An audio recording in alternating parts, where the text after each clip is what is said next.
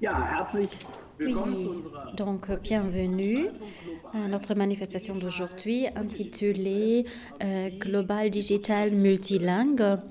Euh, Comment l'économie sarroise peut-elle profiter d'une nouvelle politique éducative? Je vous souhaite aussi la bienvenue sur notre nouveau portail participatif, le portail participatif de la stratégie France, un outil de la stratégie France du gouvernement du Languedoc, dont l'objectif est de le faire même plus facile de participer. Donc sur ces sites appelés stratégiefrance.sa, Frankreich.salat, vous pouvez vous informer de ce qui existe déjà en SAR, de ce que nous sommes en train de préparer, mais surtout des objectifs que nous nous sommes fixés dans le cadre de la stratégie France du gouvernement du Languedoc. Mais vous pouvez même faire plus. Vous pouvez vraiment prendre part en présentant des questions, des propositions par rapport à notre orientation France. Vous pouvez proposer des projets et vous pouvez, comme aujourd'hui, participer à des événements. Donc, dans les semaines suivantes, dans les semaines à venir, donc tous les 15 jours, une présentation à laquelle vous pouvez participer va avoir lieu. Et le fait que nous commençons cette tradition aujourd'hui avec des invités particuliers est un vrai plaisir pour moi et je souhaite la bienvenue à Madame la vice-ministre présidente de la SAR, Madame la ministre de l'énergie, du travail et des transports du Languedoc. Donc, Anke, je te souhaite très cordialement la bienvenue à l'occasion de cette première mondiale sur la plateforme de la stratégie France. Nous avons d'autres invités, comme par exemple Monsieur le docteur Marcos Sand, le président de l'association des philologues du Languedoc. Donc, Marcus, bienvenue. Mais je suis aussi très heureux que nous avons des invités comme par exemple Madame Anna Schröder-Soura de l'Université de Rostock, ainsi que de l'Haute École pédagogique de Saint-Gallen qui participe. Donc, je ne sais pas d'où vous participez, mais vous allez nous le dire. Et je suis aussi très heureux qu'un autre acteur très important de notre stratégie France soit parmi nous. C'est le PDG de la CCI française en Allemagne qui est parmi nous. Le sujet de notre échange d'aujourd'hui, donc chers invités, chers publics, est global, digital, multilingue, comment l'économie sarroise peut profiter d'une nouvelle politique éducative, et ceci est un des thèmes centraux de la stratégie France du Languedoc. Parce que la question que nous nous posons depuis des années, c'est de savoir comment nous pouvons, en renforçant des compétences, nous mieux orienter vers le monde francophone et comme ça développer un USP pour le site économique du Languedoc. Ceci concerne par exemple l'accès à des marchés français pour des entreprises sarroises et vice-versa, donc pour les produits qui peuvent être produits et distribués à partir d'ici. Donc là, les institutions, comme par exemple la Chambre de commerce et la Chambre de commerce et d'industrie, jouent un rôle très important, mais ceci concerne aussi l'accès au marché de l'emploi transfrontalier, parce que nous vivons ici dans la région de travailleurs frontaliers la plus grande de l'Union européenne. Nous avons des lycées professionnels, donc biculturels, comme il ne les a pas donc d'autres parties de l'Allemagne, mais ceci concerne aussi les compétences, la transmission de compétences, par exemple au sein de l'Université de la Grande Région, au sein de l'ISFATES, tout ce que le Frankreich-Zentrum fait donc, par rapport à l'offre donc, pour des étudiants internationaux. Et ceci concerne aussi beaucoup de facteurs économiques, facteurs d'implantation économique qui sont très importants, comme par exemple l'accès donc, aux droits, donc entre guillemets, la SAR est la seule langue où on peut plaider en langue française dans nos chambres de commerce, donc dans nos tribunaux. Ceci n'existe partout ailleurs en Allemagne.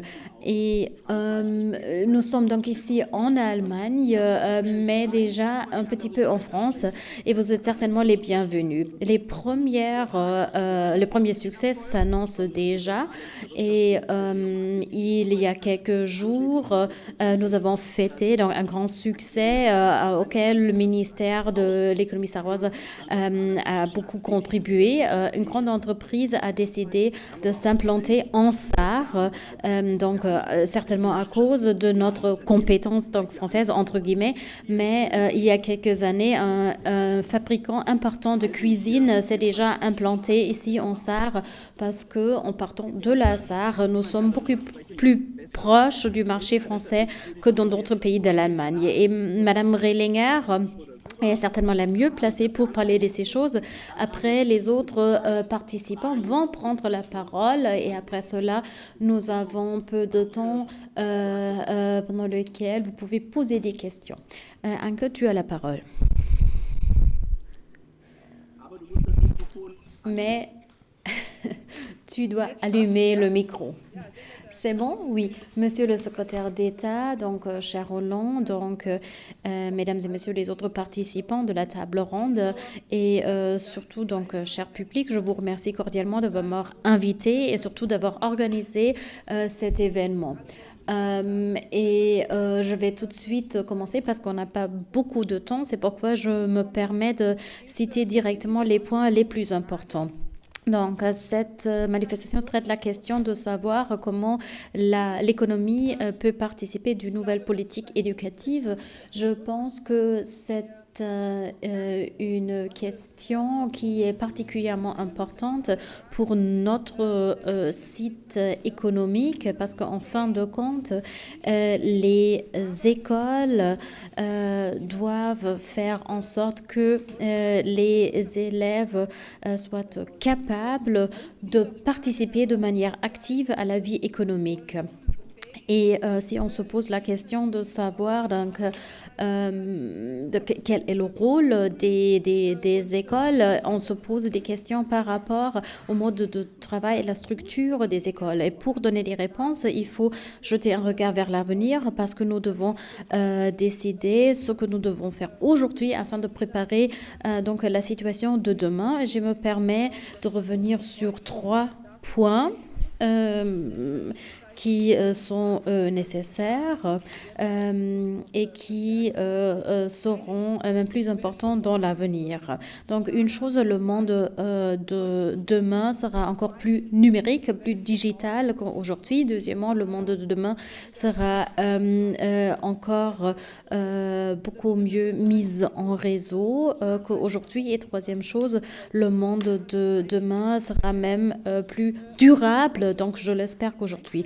Ce sont 3 tendances auxquelles on doit se préparer dès à maintenant et pour lesquelles il faut préparer les jeunes avec des contenus d'apprentissage et que ce sont des choses qui ne sont pas très loin dans l'avenir, mais auxquelles nous sommes déjà confrontés aujourd'hui.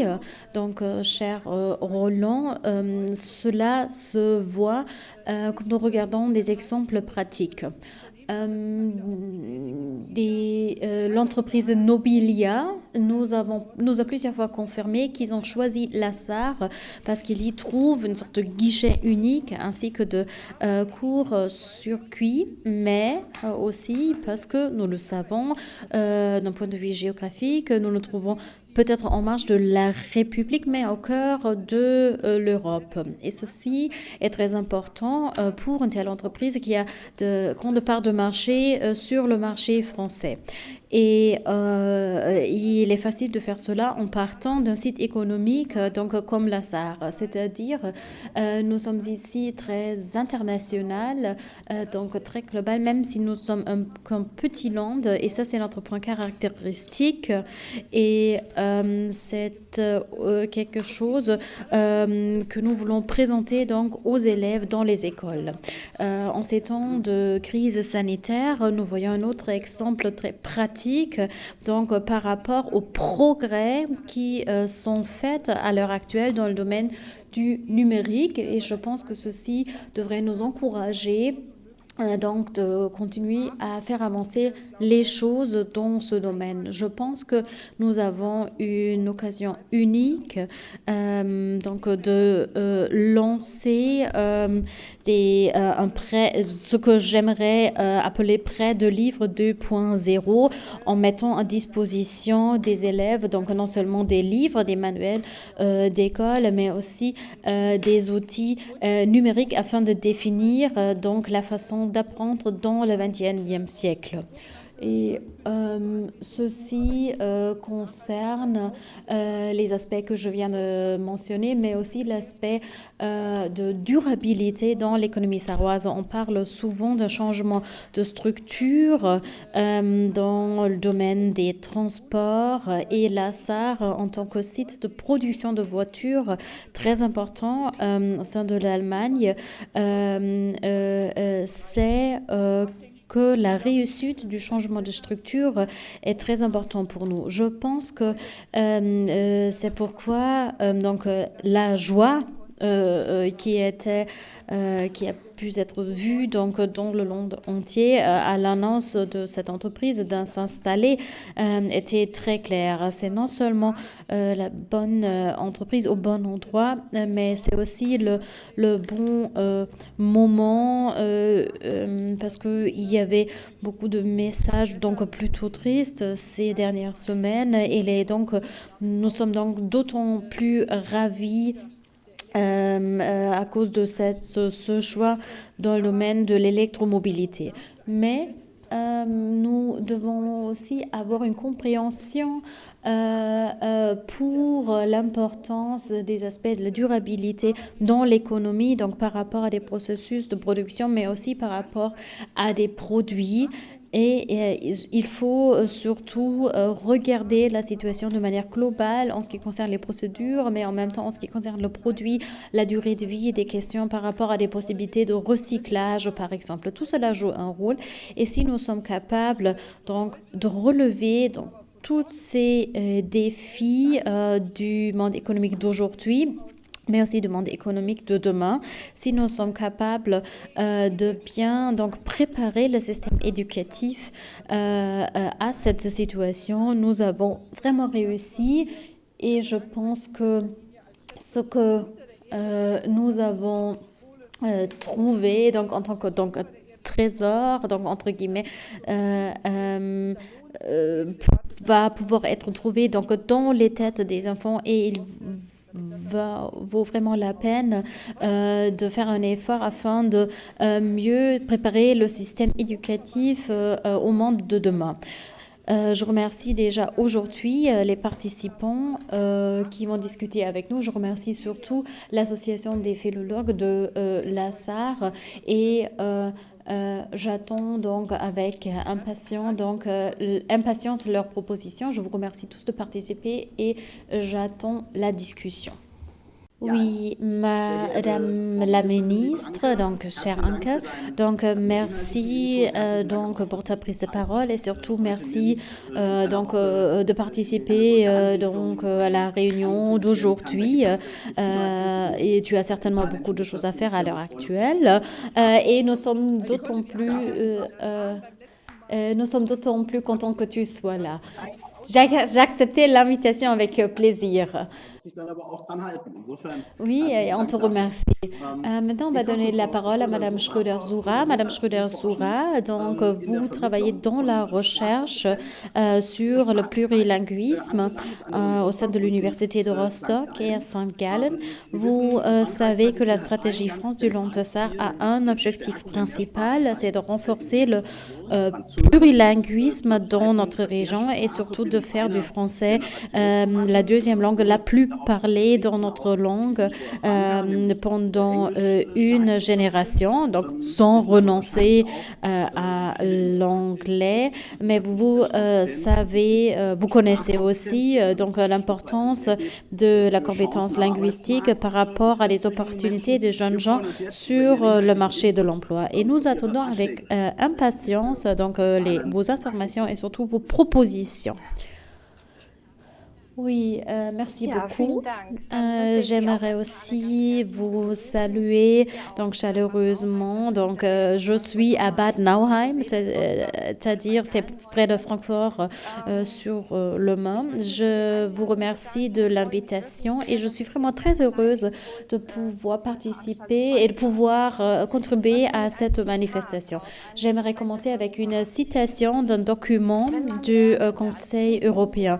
Si on voit des élèves en tant qu'êtres plurilingues, il faut les encourager à découvrir des similarités ainsi que des différences linguistiques et culturelles.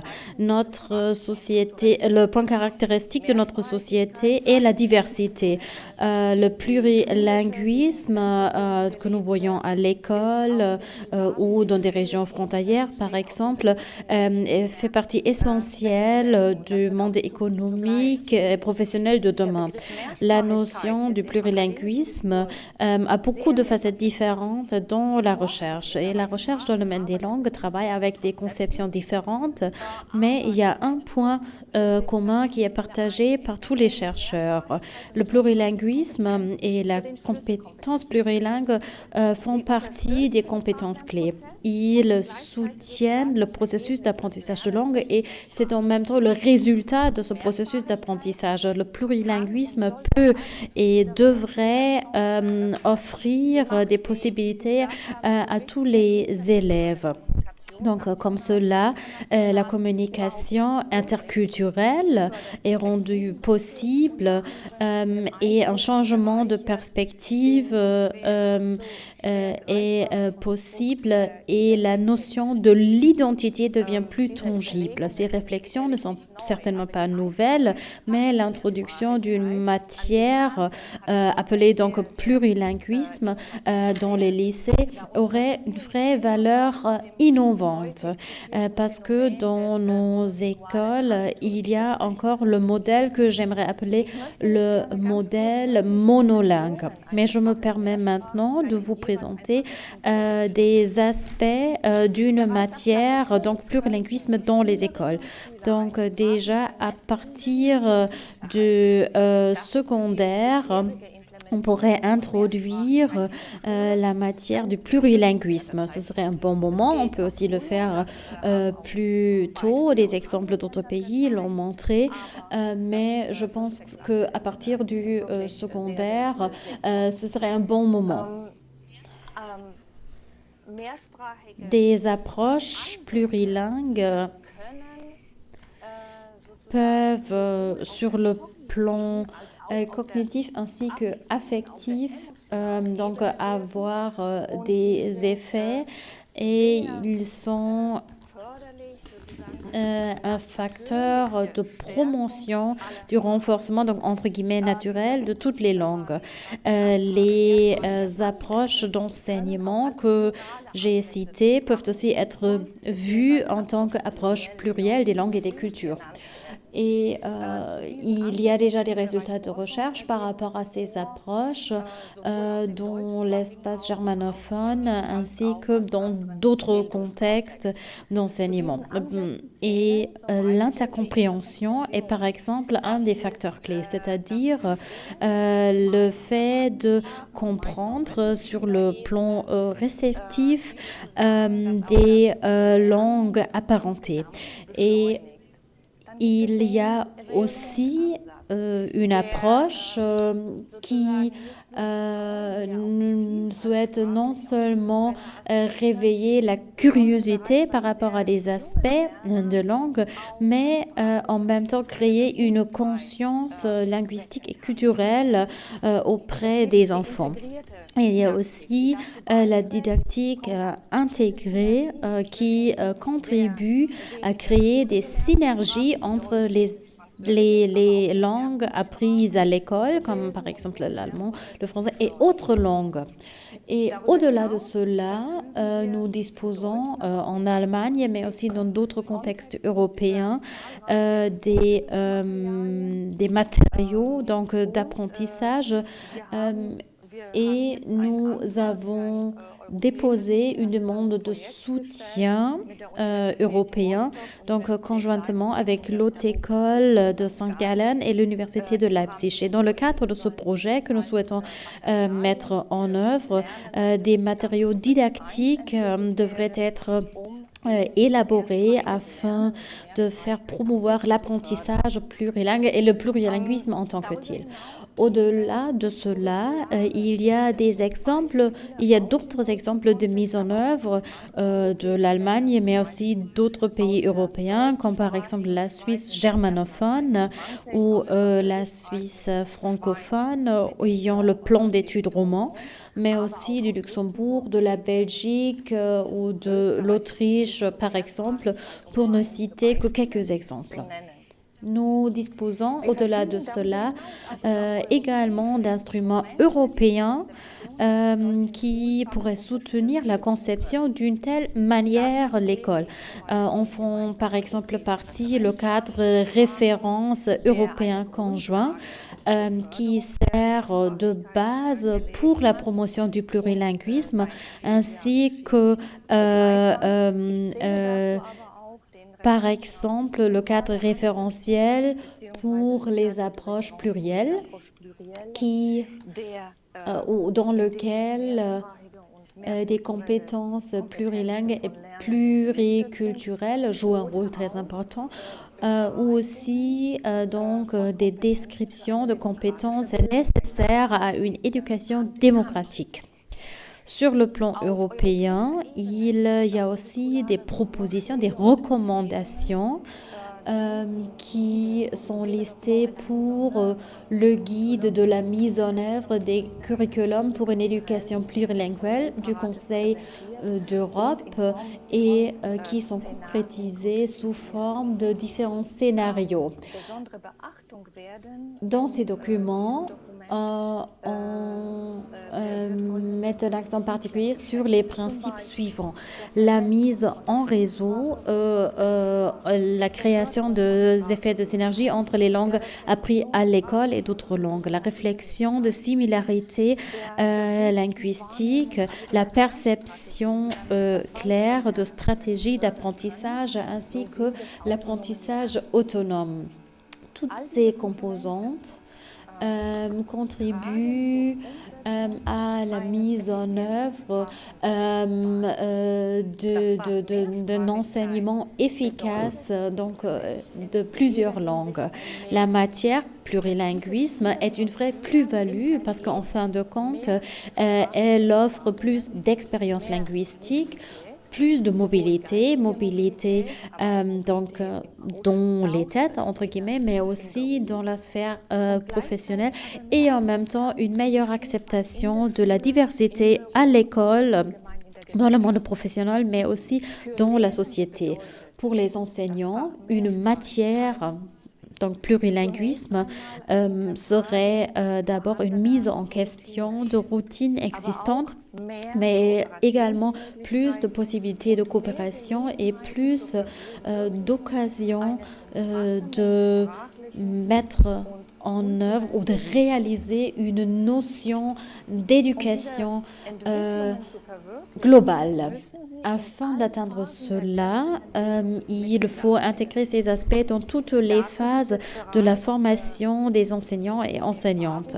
Il y a déjà des expériences qui ont pu être faites ainsi que des outils qu'on peut utiliser, comme par exemple le fait que la Thuringe a déjà mis en œuvre la conception de la manière plurilinguisme. D'autres projets du Centre de langues étrangères du Conseil de l'Europe sont aussi très intéressants.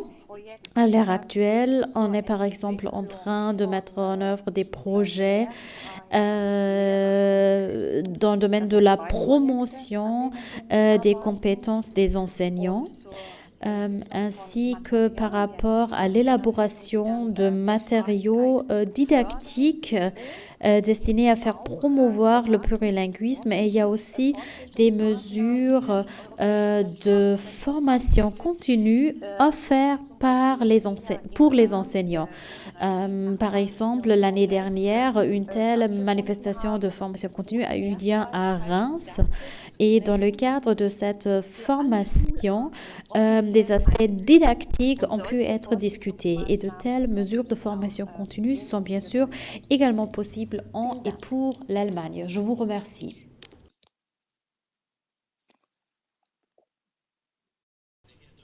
Oui, Madame Schröder-Soura. Merci beaucoup pour ce plaidoyer sympathique en faveur du plurilinguisme. Donc, plus de chances, ça veut dire plus d'opportunités. Donc, ça, c'est un des mots-clés de la stratégie France ici en langue de Sarre. Et c'est pourquoi nous apprécions vraiment ce que vous avez dit. Je vais maintenant donner la parole à Monsieur Dr Markusson, le président de l'Association des philologues sarrois. Cher Marcos, votre association s'est positionnée de manière très claire en faveur d'une évolution du lycée basée sur des contenus concrets. Si j'ai bien compris, vous appelez votre idée lycée plus, et le plurilinguisme est un des traits caractéristiques dans le cadre de ce système, et nous attendons maintenant avec impatience la présentation de cette idée. Donc, cher Roland, mesdames et messieurs, je vous remercie expressément de m'avoir donné la possibilité de m'échanger avec vous aujourd'hui. Je me permets de mentionner que je pense que ce format, donc l'utilisation d'un portail participatif, est une superbe idée, parce que je pense que ce portail participatif est un vrai progrès pour la stratégie France, et j'espère que cet événement va aider donc à justifier la confiance que nous portons donc dans cet outil. Lycée plus, oui, donc c'est un mot-clé par rapport à nos réflexions.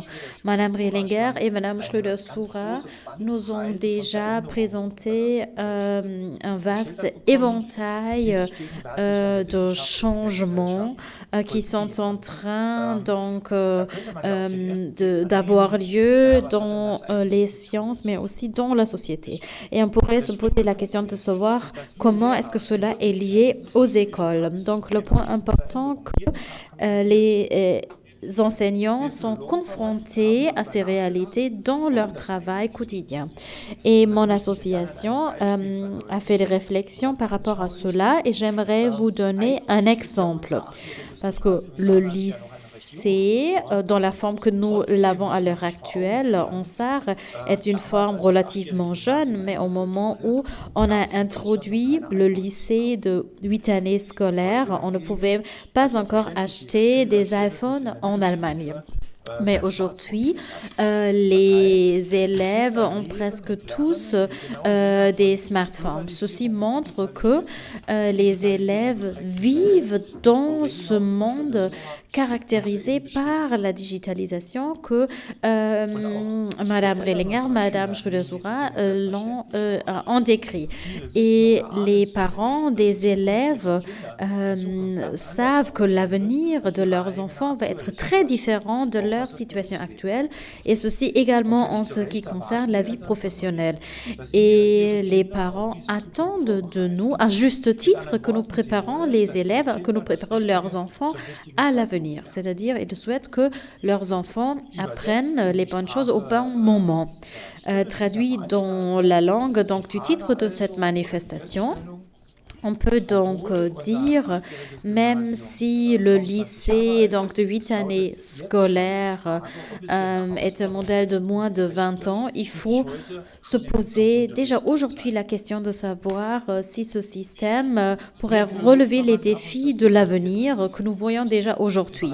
Nous avons regardé la situation de manière différenciée en ce qui concerne l'apprentissage de langues étrangères. Nous avons découvert donc les progrès qui viennent d'être présentés par Madame Schröder-Zura. Et les aspects didactiques ont aussi fortement évolué donc, dans ce domaine. Et la situation dans laquelle l'apprentissage scolaire a lieu a fortement changé, et ceci notamment dans notre grande région. Madame Rellinger l'a décrit il y a quelques minutes. C'est pourquoi nous disons dans notre association, nous avons besoin d'une bonne réponse aux défis de la numérisation et de la mondialisation. Et nous devons contribuer à ce que nos élèves soient capables de s'orienter dans un monde dynamique en train d'évoluer. Dans notre association, nous essayons de relever ce défi avec humilité. Nous ne sommes pas en train de chercher la pierre philosophale, mais nous voulons trouver une réponse adaptée aux écoles, aux nouveaux défis. Nous sommes réalistes en faisant cela. Nous savons que nos efforts ne sont couronnés de succès que si notre réponse se base sur nos forces et si nous utilisons de manière optimale les ressources à notre disposition. Et cette solution, et là je reviens sur ce qui a été dit par M. Theis, cette solution, nous voulons l'appeler Lycée Plus. Avec le modèle Lycée Plus, nous voulons relever les défis de l'avenir. Nous voulons faire quelque chose de très concret.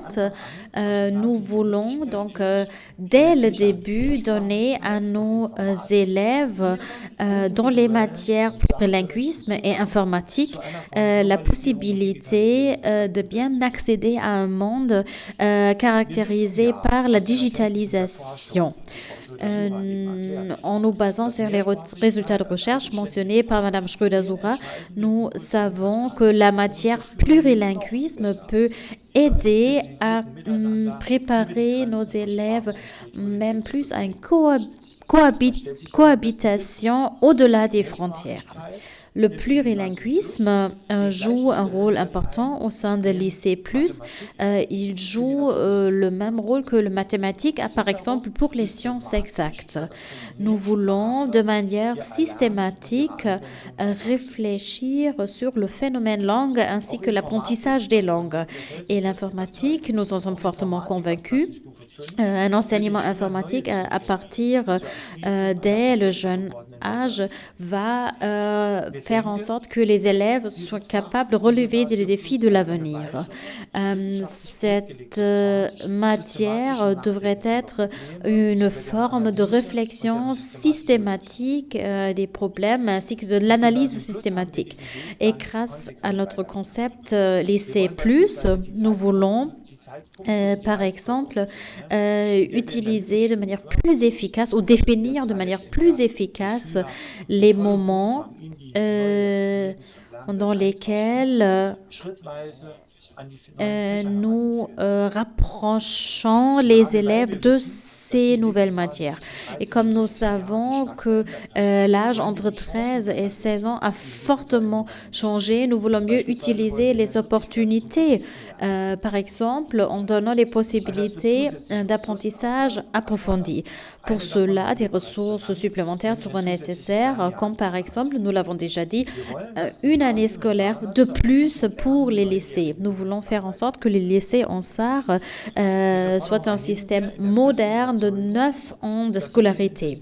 Et nous disons cela et nous sommes fortement convaincus que notre tâche est de faire en sorte que les élèves, donc après leurs études, dans le monde professionnel, puissent contribuer à faire évoluer la richesse culturelle et sociale dans notre land. Et l'exemple de l'implantation d'une entreprise de fabricant de batteries en SAR montre que nous pouvons pas faire en sorte que nos élèves apprennent toutes les langues dont ils auront besoin pendant l'école, mais nous pouvons leur donner assez de connaissances pour qu'ils puissent assumer de la responsabilité au-delà des frontières géographiques et linguistiques. Et des connaissances dans le domaine de l'informatique sont bien sûr très importantes dans ce processus.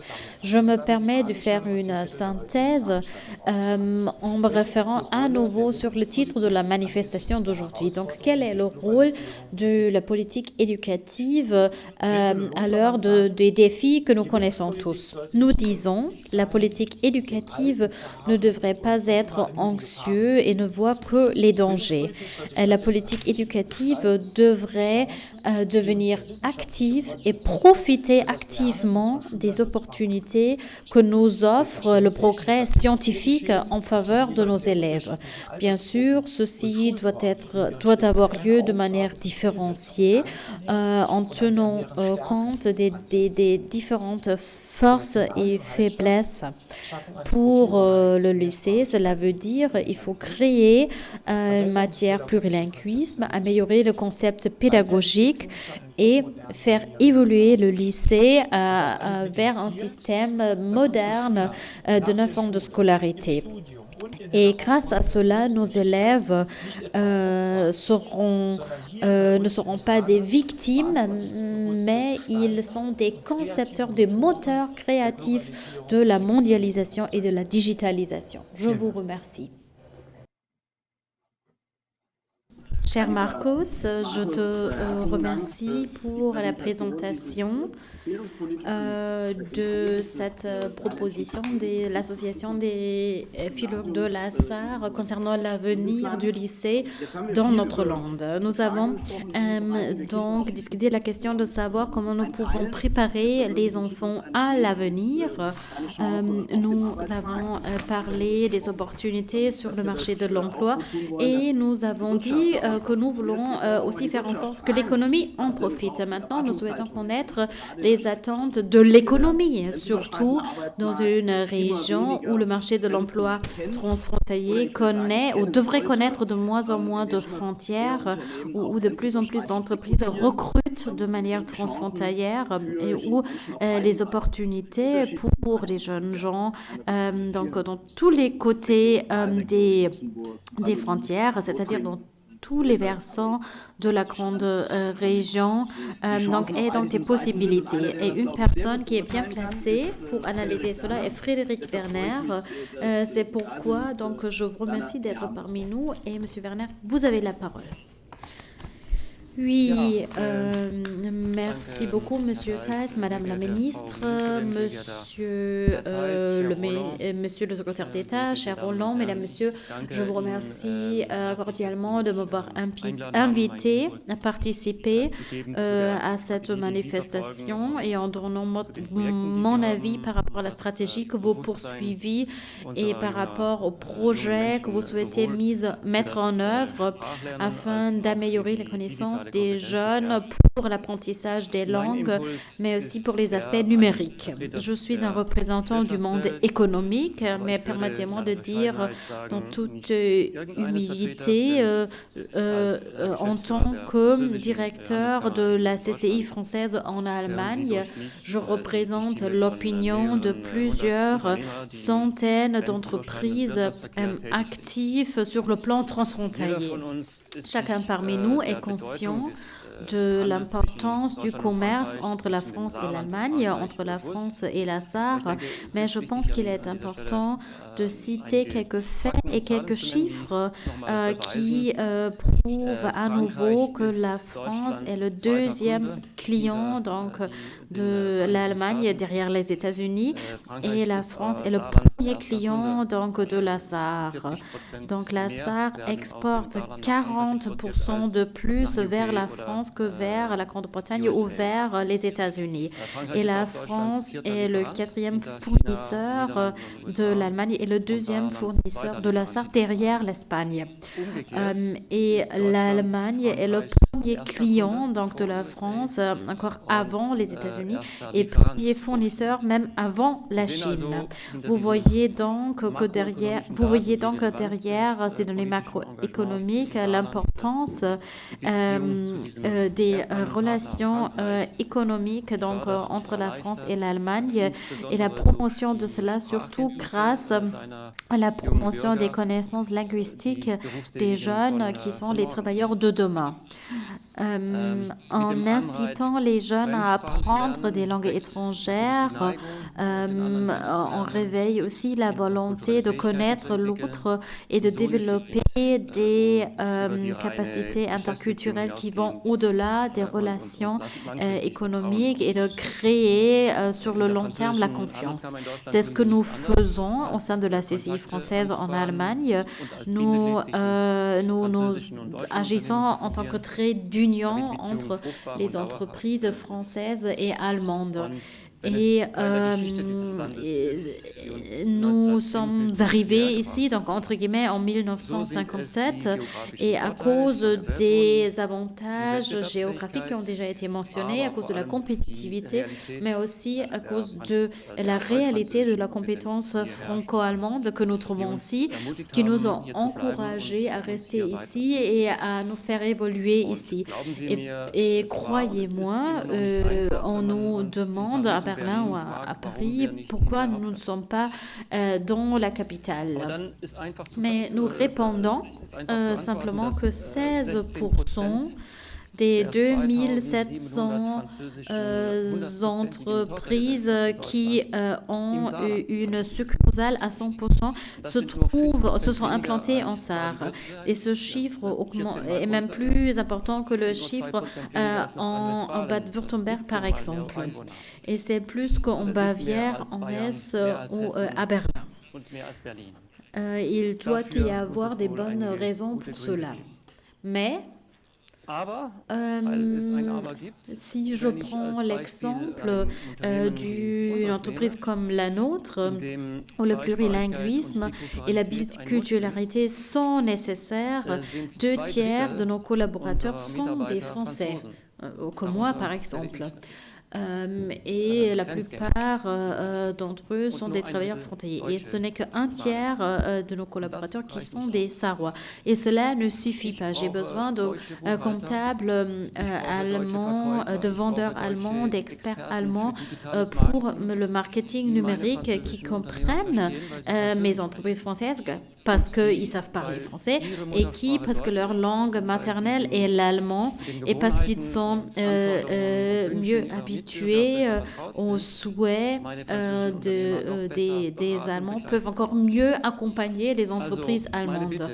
Donc, je vous demande vraiment de faire avancer les choses. Et si nous sommes capables d'éveiller donc l'envie de nos jeunes à apprendre des langues et à lier cela avec l'objectif de devenir des experts numériques dans un monde qui est de plus en plus digital, je peux vous rassurer que la Sarre va pouvoir continuer à renforcer sa position par rapport à l'évolution question des relations franco-allemandes. Et je vous encourage à encore renforcer votre engagement. Je vous remercie de votre attention. Oui, merci beaucoup Frédéric pour ton discours. Donc maintenant, dans les 13 minutes qui restent, donc j'ai la tâche difficile d'animer, donc de partager les questions que nous avons reçues. Je vais essayer donc de structurer la dernière partie de notre manifestation et je vais commencer avec une question qui nous a été posée sur Facebook. C'est Madame Schönhofer qui souhaite savoir, ou qui a posé la question suivante. Et les résultats de recherche montrent qu'il est plus facile d'apprendre des langues étrangères quand on est jeune. Donc, est-ce que l'approche que vous proposez peut donc être mise en œuvre dès le jeune âge? Madame Schröder-Soura, je vous demande de bien vouloir répondre à cette question. Oui, merci beaucoup. Donc, en effet, les enfants peuvent donc facilement apprendre des langues. Mais on ne peut pas généraliser cela. Des élèves entre 13 et 16 ans sont déjà vus comme des adultes en ce qui concerne l'apprentissage. Mais nous avons des méthodes et des possibilités de faciliter l'apprentissage et surtout de faire en sorte que ces processus d'apprentissage passent plus vite. Mais vous avez raison, il faut commencer le plus tôt possible et le modèle que je viens de présenter peut être adapté donc à tous les différents types d'écoles. Merci beaucoup. Ici, j'ai une question qui doit être posée à Madame Rehlinger.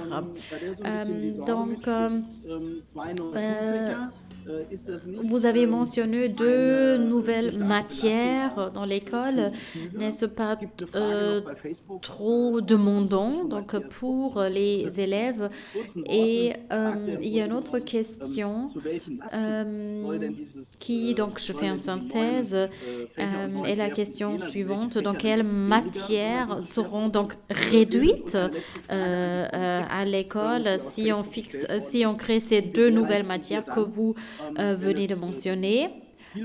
Et une autre question, donc, comment pouvez-vous nous rassurer qu'il y aura assez de ressources, assez d'enseignants pour donc, ce nouveau modèle de lycée que vous présentez?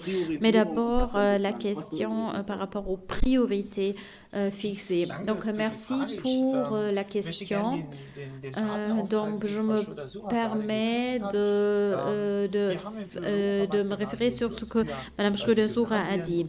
Donc, au sein de mon association, nous sommes bien sûr conscients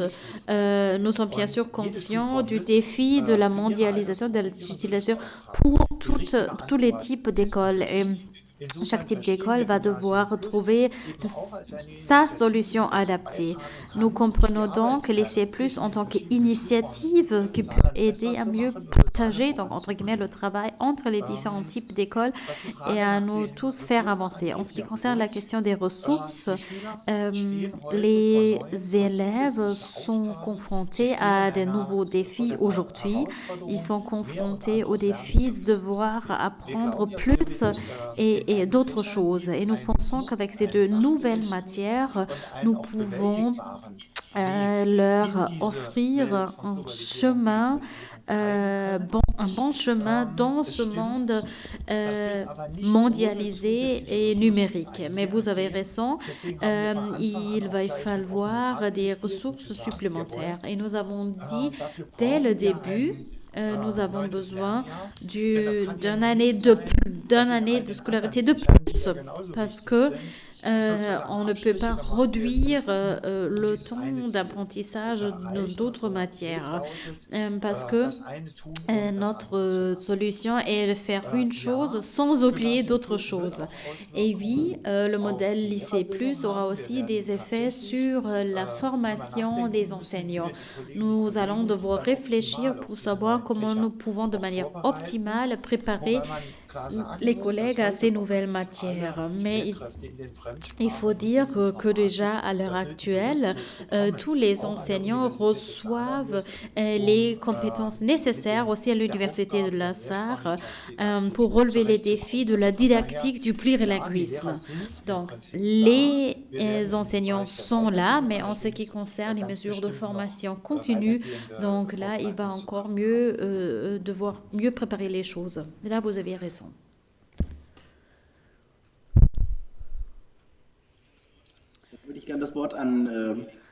Et j'aimerais donner la parole à Madame Rielinger. Anke, tu as la parole.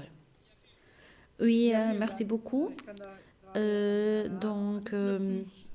Je partage l'opinion de Monsieur Anne. Donc, bien sûr, il faut bien donc préparer les choses en ce qui concerne la matière numérique. Donc, entre guillemets, je pense que nous devons faire en sorte que les élèves n'aient pas beaucoup plus de compétences que les enseignants en ce qui concerne les aspects numériques. Il faut donc bien former les enseignants et ceci ne se passe non seulement par les mesures de formation continue, ceci se passe déjà par la création d'une chaire de didactique de l'informatique. Ceci est nécessaire et je pense que cela est en même temps bien adapté au profil de l'université. Nous avons beaucoup de points communs entre les technologies de l'information, donc un facteur très important ici en Sarre et surtout par rapport au changement structurel. Et je pense qu'il est donc bien de commencer avec cette excellence, pas donc dans les écoles supérieures, dans les universités, mais de commencer avec cela dans les écoles afin de faire en sorte que ce point caractéristique économique soit donc bien préparé ici en Sarre. Mais en font en partie, donc bien sûr, les enseignants, l'environnement d'apprentissage, donc avec toutes questions liées, comme par exemple des chiffres, etc. Et il faut bien sûr bien réfléchir sur cela pour les aspects numériques ainsi que pour les aspects concernant le plurilinguisme et l'association des philologues de la Sarre l'a déjà souligné, ce sont des besoins supplémentaires pour lesquels nous devons trouver des réponses et si on a besoin de plus de temps, il va donc pouvoir mener ces réflexions jusqu'au bout. Anke, je te remercie pour ta réponse. J'ai maintenant une question qui a été posée sur Facebook par Ingrid Neuhaus. Donc, Madame Neuhaus écrit sur Facebook. Elle est donc plus âgée, donc c'est ce qu'elle a écrit, et elle a grandi en Sarre. Et quand elle était jeune, on parlait beaucoup plus français ici en Sarre, et on a parlé beaucoup plus d'allemand, donc du côté français. Donc je peux confirmer cela. Donc dans ma famille qui vient en partie donc de l'Alsace, donc mes grands-pères, grands-parents parlaient encore les deux langues, ce qui n'est plus le cas aujourd'hui. Donc, Monsieur Werner, nous incitons des jeunes à apprendre le français ou l'allemand, mais est-ce que dans les entreprises, y a-t-il donc assez de collaborateurs bilingues et qu'est-ce que nous pouvons faire afin d'améliorer la situation? Vous avez raison. Les compétences linguistiques du passé sont perdues donc de plus en plus. Je suis née en Alsace et j'ai grandi en Alsace et quand j'ai parlé à mes grands-parents, on a parlé du dialecte et ceci nous a aidé à apprendre donc la langue allemande. Et si je compare l'Alsace et le Bade-Württemberg, je peux dire que il y a 30 ans, quand je suis arrivée en Sarre, j'ai remarqué que donc, entre l'Alsace, le Bade-Württemberg, il y a toujours cette frontière donc, géographique, donc le Rhin. Mais ici, en Sarre, il n'y a presque pas de frontière donc, tangible, donc, entre guillemets, entre la Sarre et la Lorraine. Et il y a beaucoup de familles qui vivent des deux côtés de la frontière. Ici en Sarre et en Lorraine. Et bien sûr, donc on perd des connaissances linguistiques parce qu'on est de moins en moins habitué à parler du dialecte de la région. Mais je pense que c'est pourquoi nous devons essayer donc de faire avancer les choses grâce aux mesures à notre disposition, parce que nous avons une possibilité unique dans notre région. Aujourd'hui, nous parlons des élèves, donc des collaborateurs de l'avenir. Mais dans les entreprises d'aujourd'hui, cette réalité est de plus en plus donc, perdue, entre guillemets. Donc, dans notre entreprise, nous avons des cursus des cours réguliers que nous offrons, des cours de langue que nous offrons à nos collaborateurs. Et je pense que les entreprises doivent aussi assumer leurs responsabilités. Donc, en proposant de telles choses à leurs collaborateurs. Oui, chers collègues, donc cher Frédéric, je vous remercie d'abord d'avoir souligné l'importance des entreprises et de la société entière pour la réussite de ce projet. Parce que la stratégie France souhaite faire avancer la société entière en Sarre. Donc, c'est quelque chose qu'on ne peut pas faire donc, du haut donc, vers le bas. Mais beaucoup d'institutions nous avons déjà beaucoup d'institutions où nos enseignants des compétences linguistiques. Donc, ceci est une possibilité donc, à développer donc, un point caractéristique qui nous distingue avec d'autres régions en Allemagne ou en France. Donc, vous avez dit il faut continuer à faire avancer les choses, à mettre en œuvre des projets et à attendre avec impatience ce qui va se passer dans l'avenir. Donc, il est maintenant 15 heures. Je remercie toutes les personnes qui ont participé à cette manifestation. Merci d'avoir pris le temps de participer à partir de Bad Nauheim, à partir de Saarbrück. C'était un bon début pour la série de manifestations sur le portail participatif.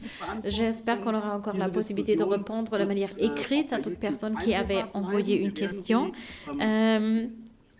Et la manifestation va aussi être traduite vers le français pour que ça soit compréhensible donc, pour tout le monde. Et j'attends déjà avec impatience notre prochaine manifestation qui sera publiée sur la plateforme numérique. Donc, je vous remercie à nouveau d'avoir participé et je vous souhaite une bonne journée. Merci, au revoir, à Merci bientôt. et à bientôt.